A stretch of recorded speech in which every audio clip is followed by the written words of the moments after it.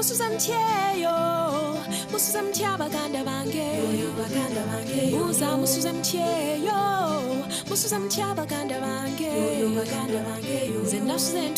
tropical African country is set at the equator, but has snow on top of its highest mountain, the Rwenzori. Uganda boasts of temperate climate and picturesque highlands.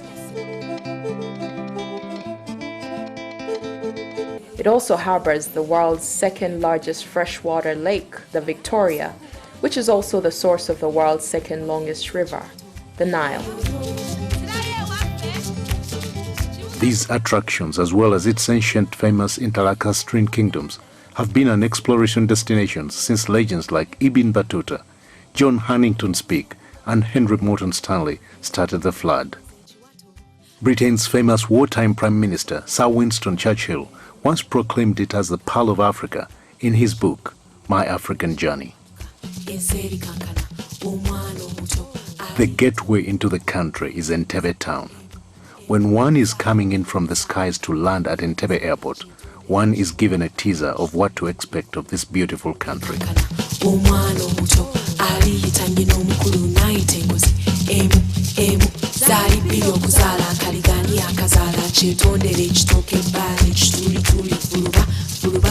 There is little wonder that this picturesque town was once the seat of the colonial government.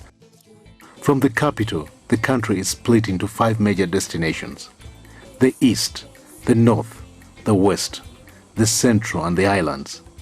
Each one a unique experience in itself.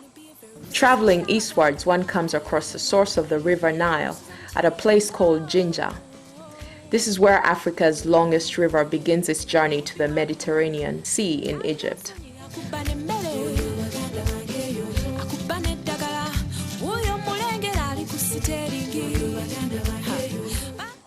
There are boat rides on the Nile, taking in the beautiful landscapes on the banks of the river. There are rapids further downstream, which are a major destination for whitewater rafters at Bujagali.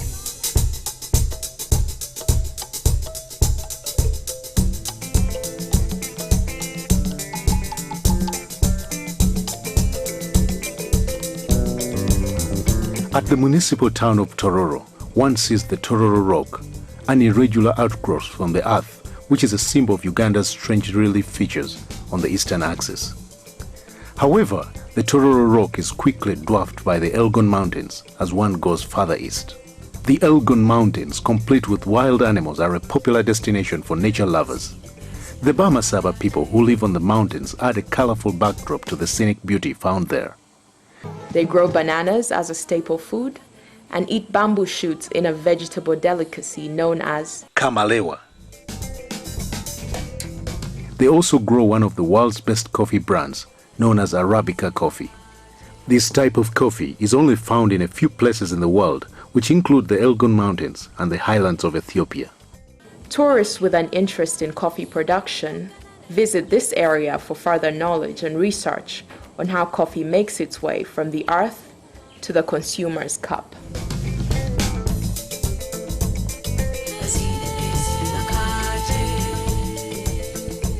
Further on along this eastern circuit, you will encounter evidence of the early history of mankind on the Nyero Rock in Kumi. The people who now live there are known as the Iteso, a cattle-keeping people.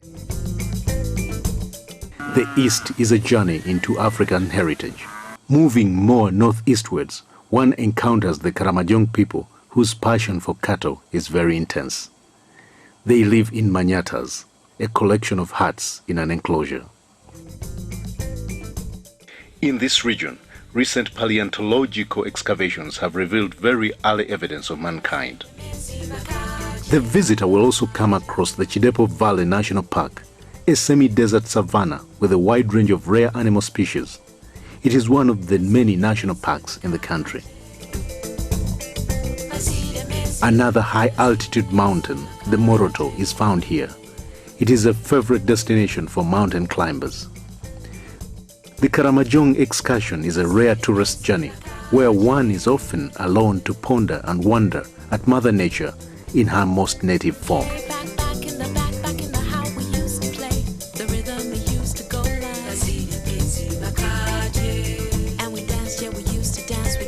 The western part of Uganda is one beautiful wonderland.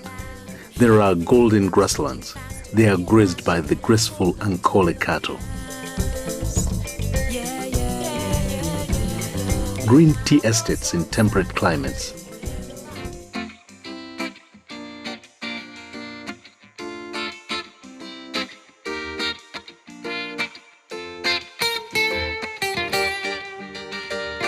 Undulating hills with terraced gardens. Thick tropical rainforests.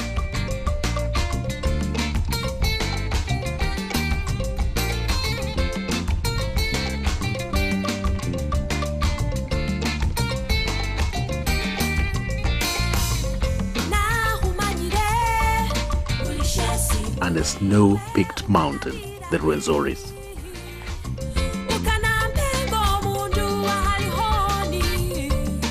A journey to the west is an enchanting trip in flora and fauna. There are game parks, game reserves, and forest reserves in this region. 2.5 hours away from Kampala, one begins to see the wild animals. Lake Mburo National Park is home to the zebra, that beautiful horse-like animal, so tasty to the lion. There are also numerous antelopes and bucks.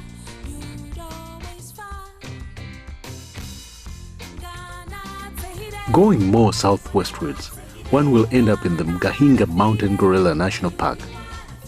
And here you will climb the Mgahinga mountain ranges, which will be a delightful physical exercise and a walk through varieties of beautiful plants growing in a very cool environment. But the biggest trophy here is the mountain gorilla. Many visitors here come to track the rare mountain gorilla, which is found only in this part of the world. Veering northwestwards is Bwindi Impenetrable Rainforest, another habitat of a few remaining mountain gorillas. It is a totally different experience here.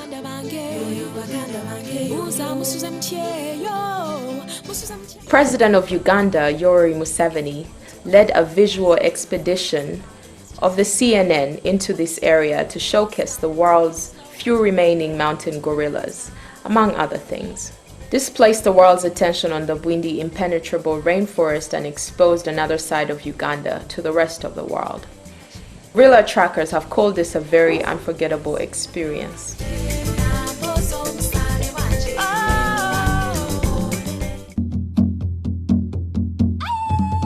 In southwestern Uganda, we come to Lake Bunyonyi, Uganda's deepest lake. A boat ride on the lake is an unforgettable experience. A picturesque and colorful sight of terraced Chigezi Hills give the visitor a sense of living of a lifetime dream of encountering a perfect terrestrial beauty. Bird watching on the shores of the lake is a bonus for the visitor. Going on more northern, one passes through villages choreographed with banana plantations and long-horned cattle. Within this backdrop are beautiful crater lakes, a result of early earth movements and volcanic activity. One can take a boat ride or sit by the banks of one of these lakes, which will bring forth an immediate sublime feeling.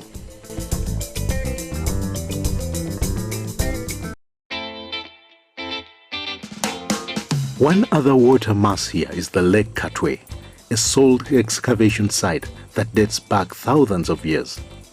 It is evidence of a great salt industry and trade that stretched all over the entire Interlacustrine region.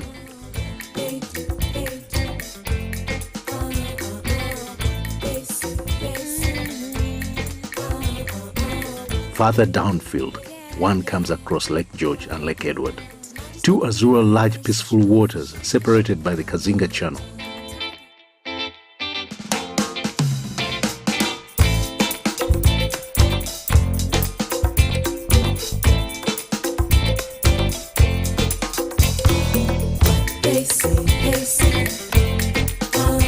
Here one can go fishing on a canoe, which is the main occupation of the people who live around the lakes.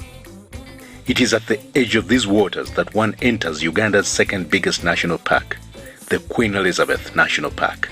Once inside the park, the huge array of animal species will parade before you in their natural casts, some stopping to stare at the intruder with curiosity.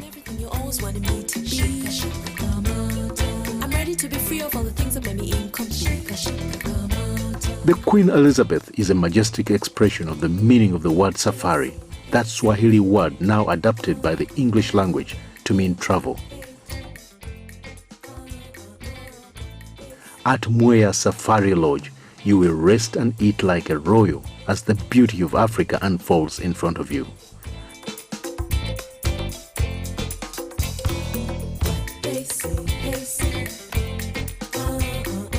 Going on more westward, you'll cross the equator once again and face the Rwenzori mountain ranges. When the early explorers were told of a mountain with snow at the top, they put it down to native nonsense, but history has absolved them.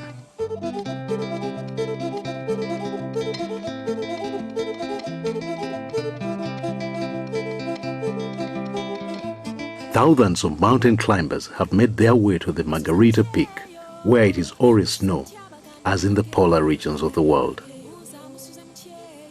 Making one's way to the top is a feat in itself. Going through a breathtaking hazardous terrain of numerous ecosystems which goes through the dense montane forest to the snow-covered peaks. Along the trail, one will see unique vegetations, glacier river primates, and wonder features such as gorges. It is like a summary of the earth here, and this is what has attracted famous people to the Rwenzoris. One of them, the Italian Duke of Abruzzi, took photographs in 1906 and wrote a book that was to make the Rwenzoris world famous. But the Rwenzoris did not have to be announced to be famous, because it is the third tallest mountain in Africa. At its foothills is a vast expanse of natural rainforest, complete with chimpanzees, monkeys and baboons.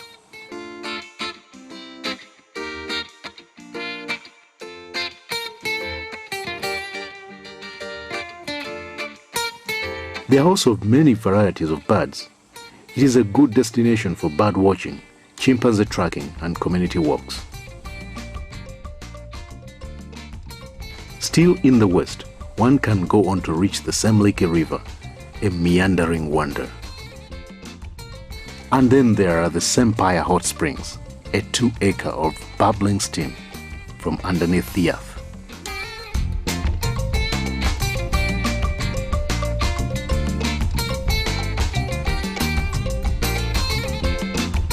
People come here from near and far to bathe in the healing steam of the hot springs.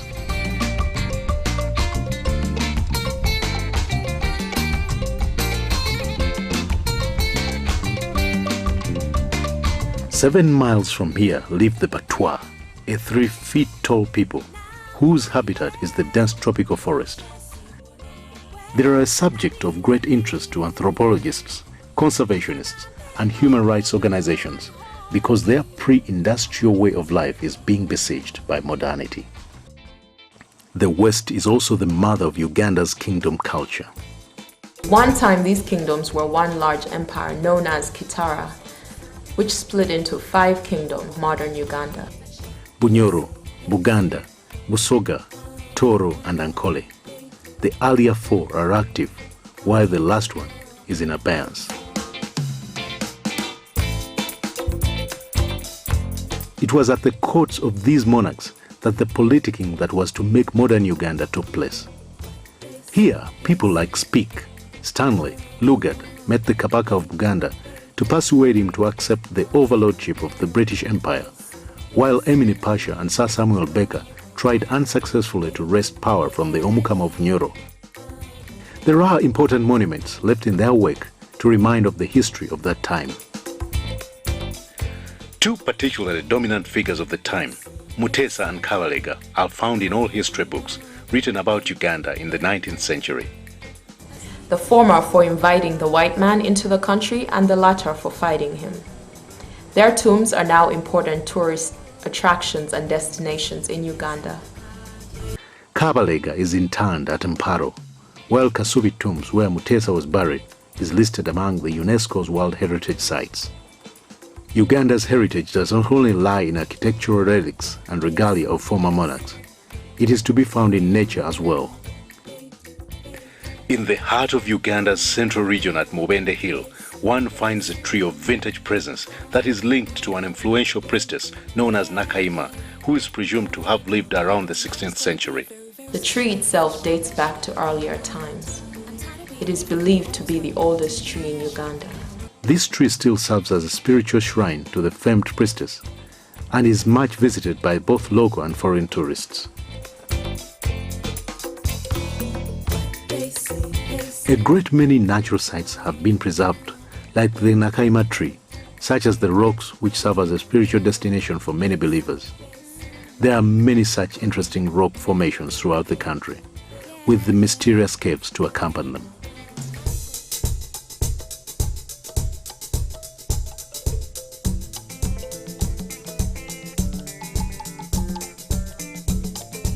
On the rocks and trees you add the waterfalls, a myriad of them in maritime Uganda. Take the Sezibwa Falls, 45 minutes drive from Kampala.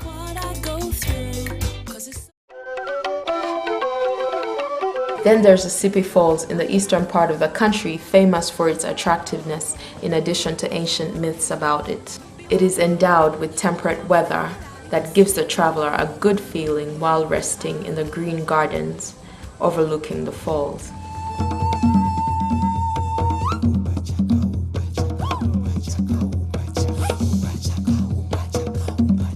At Bigobya Mugenyi in southern central Uganda, the excavated remains of the powerful Chwezi dynasty, believed to have come from the Ethiopian highlands, are found. Here, excavators found iron implements, pottery, and other artifacts of great anthropological value.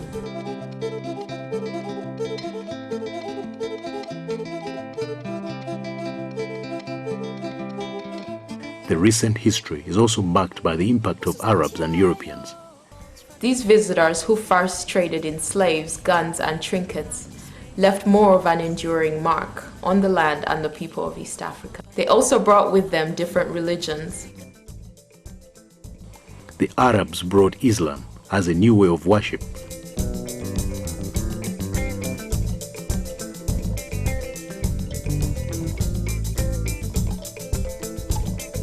While the Europeans brought Christianity. Uganda today is the realm of the two religions.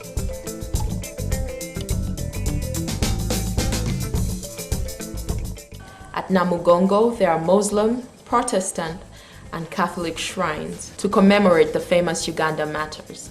These people were martyred by Mwanga, a Buganda monarch, who was against the foreign influence on his subjects as brought along by the new religions. He ordered them to denounce their faith at the pain of death. They met their death with great spirit and enthusiasm and have since been beatified by the Roman Catholic Church and honored by Uganda, which has set aside a national day in their memory. Pilgrims from all over the world converge at Namugongo to hold Holy Mass in memory of these martyrs.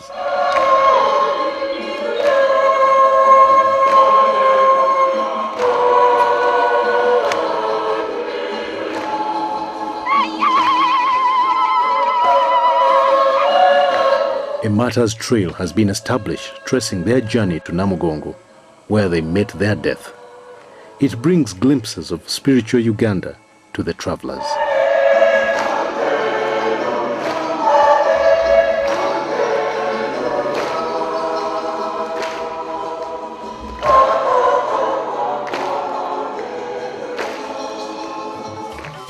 Traveling down the Nile, one encounters the Karuma Falls, where the river's momentum is much more furious as it hits the rocks that separate northern Uganda from the south. Amazing to see, but this is nothing to compare with the experience of the Makshan Falls, whose picture is backdropped with a vast national park, another of the country's game wonders. The Makshan Falls are in the middle of the Makshan Falls National Park. A ride downstream the waterfalls is a breathtaking experience.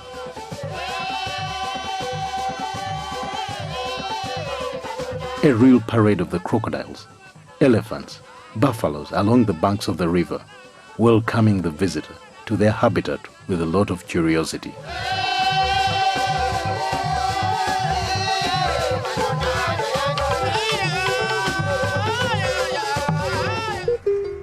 Here also marks an ethnic separation. The people of the north are Nilotics who migrated from Sudan and southern Egypt. Legend talks about their warlike traditions, which were greatly exploited by General Gordon, Emin Pasha, and Sir Samuel Baker in their effort to colonize sub-Saharan Africa for the Egyptian Khedives who ruled between 1820 to 1880.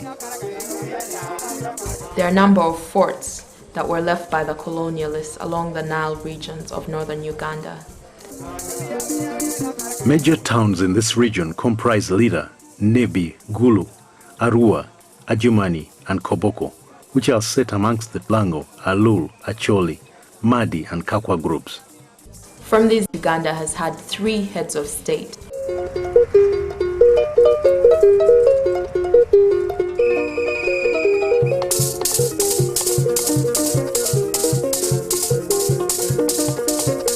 The north is a very religious area with Christianity dominating religions, here followed by Islam.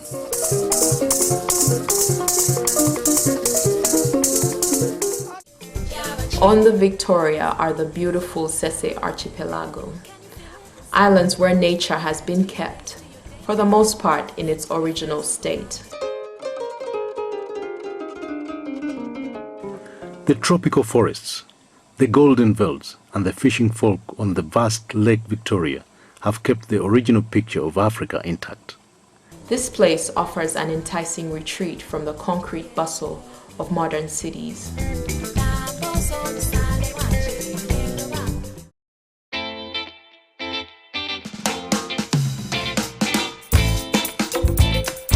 At Ngamba Island, one of the islands of the Sese Archipelago, a chimpanzee sanctuary was established.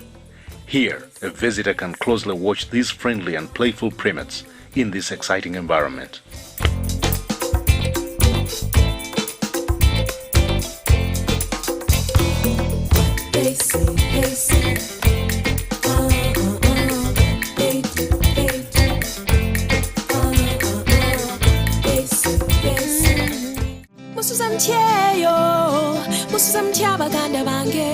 The roundabout up-country trip would inevitably bring you back to Kampala, a 113-year-old city which started with Lugard's fort.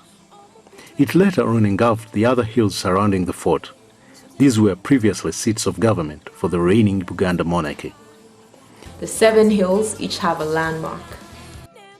Old Kampala, where the first British flag was raised to proclaim the British protectorate over Uganda, has a grand mosque.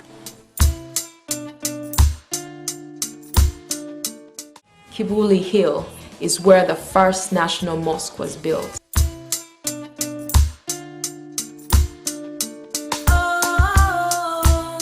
Namirembe Hill is where you'll find the seat of the Anglican Church in Uganda. Rubaga Hill, which was the Kabaka's palace at the visit of Lugard, now holds a Roman Catholic cathedral.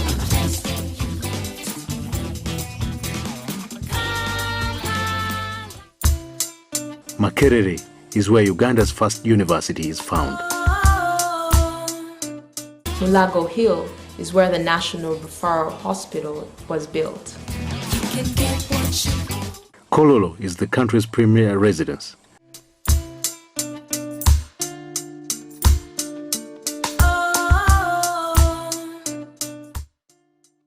And while Nakasero is where the State House is and most of the government offices.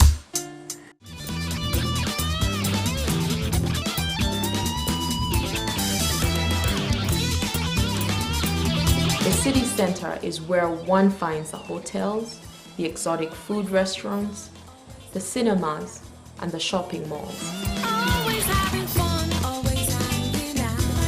I know that you will love it. It's a city in the middle. The National Theatre, an important cultural point, is located right in the center of Kampala, next to the Parliament of Uganda.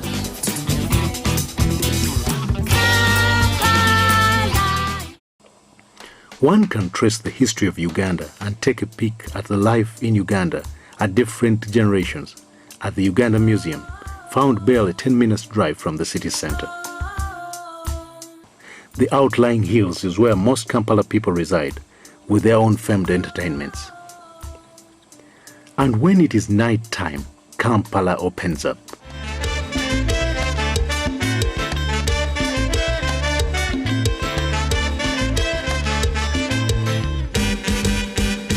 Kampala by night is a different spectacle from what one sees during the day. That is when all the different backgrounds fuse into the fun that is commonly Ugandan. This cheerful spirit was unknown 21 years ago. The country was then a melancholic place to be, and bad governance reigned throughout the land. There was no security of anything, and the economy had gone to the dogs. A protracted people's struggle, led by Yoweri Museveni, the incumbent president, restored sanity into the country. Today, every 5 years, a new government and legislature is voted into power by an electoral process. This stability has foreseen investor confidence and an awakening of Uganda's economy from a dark limbo. The combination of peace, stability, and good governance has brought about a steady, fast growth in all areas of the economy, and Uganda now ranks high as an investment and tourist destination. The Pearl of Africa has renewed its twinkle, drawing from all the wonderful gifts nature bestowed upon it.